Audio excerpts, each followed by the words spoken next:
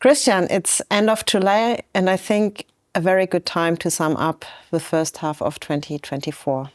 What are your three key messages for the H1 results? So first, before I start, I have to say we are very satisfied with our H1 financial performance. All KPIs are within our expectations, and I have three takeaways. First is continuous momentum in order intake. We have above 1.3 billion in orders per H1, and this pushes again us to a new record order backlog of 6.6 billion euro. Second is we see increased dynamics now in revenues, and this is far and foremost regarding air defense, TLM-4D deliveries. And I have to say that also ESG contributed now nicely with the first quarter in our books, summing up to 850 million revenues by H1. Last but not least, profitability. So we were able to increase EBITDA margin by 1 percentage point, and this is due to the fact that pass-through revenues are reduced as planned, and we are able to realize economies of scale in many programs. So NATO celebrated its 75th anniversary with a summit in July. What are the main outcomes of the summit, and how can HENSOLDT benefit from them? So I think the NATO summit showed some very decisive decisions and also discussions. And beside all the topic of that increased air defense is required, I see four key takeaways. First of all is budgets growing. So we have a clear reaffirmation of all NATO members that spending 2% of national GDP for defense is very vital.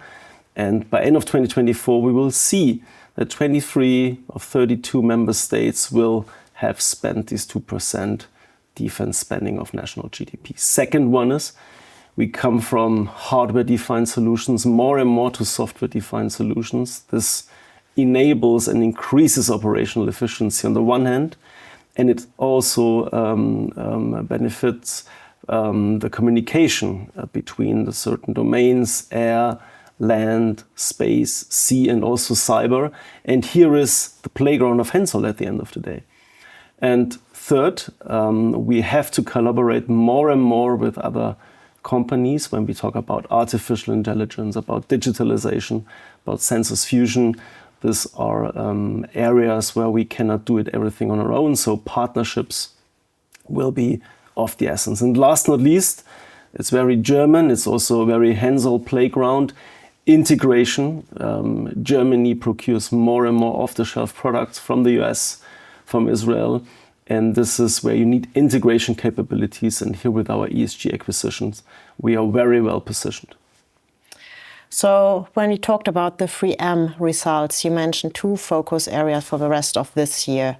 It was the integration of the ESG into HENSOLDT and operational excellence.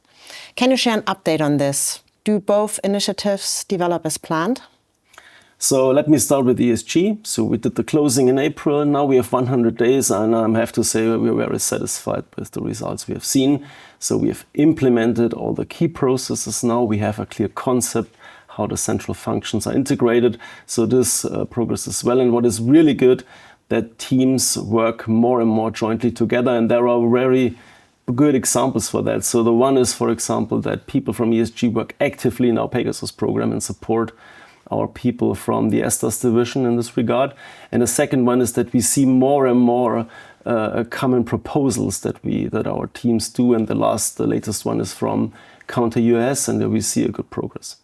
Also in terms of cost and revenue synergies, we are very good on track. And on the top of that, we have defined that ESG will stay as a whole and form a kind of a nucleus of our new multi-domain solutions division, which will go and start early next year.